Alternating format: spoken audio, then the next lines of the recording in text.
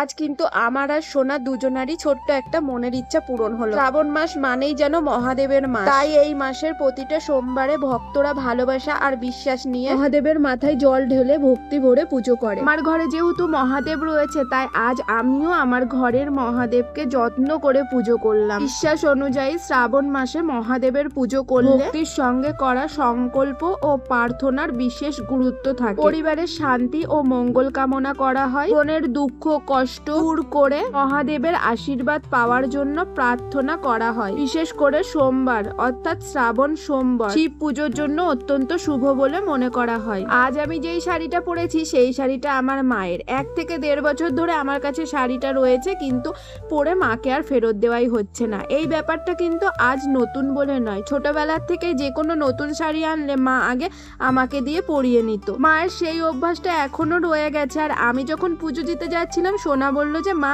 আজ আমি তোমার সাথে মন্দিরে যাব। আমি একটা বইতে পড়েছিলাম যে বাচ্চাদের কিন্তু মাঝে মাঝে মন্দিরে নিয়ে যাওয়া অত্যন্ত জরুরি। তাই আমার ছেলে মেয়ে যখন আমার সঙ্গে বা ওদের বাবার সঙ্গে মন্দিরে যাওয়ার জন্য বায়না করে, আমি বা ওদের বাবা কেউই কিন্তু বারণ করি না। আজ যেহেতু শ্রাবণের শেষ সোমবার, দেখো আমার আগে কত মানুষ ভক্তি ভরে পুজো দিয়েছে। বাবার মাথা প্রায় দেখাই যাচ্ছে না, ফুল আর ফলে পুরো ভরে গেছে।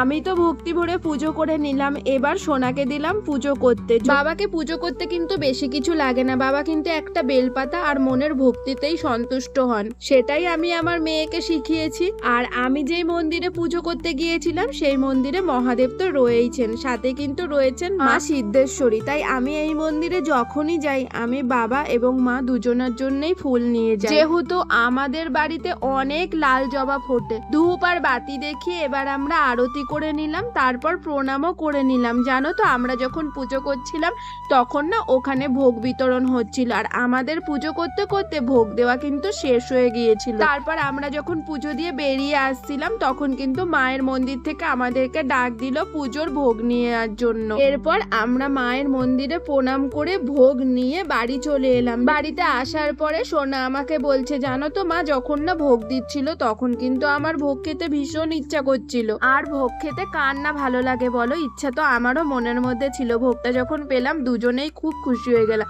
বাড়ি এসে খুব ভালো করে ভোগটা খেলাম শান্তি করে।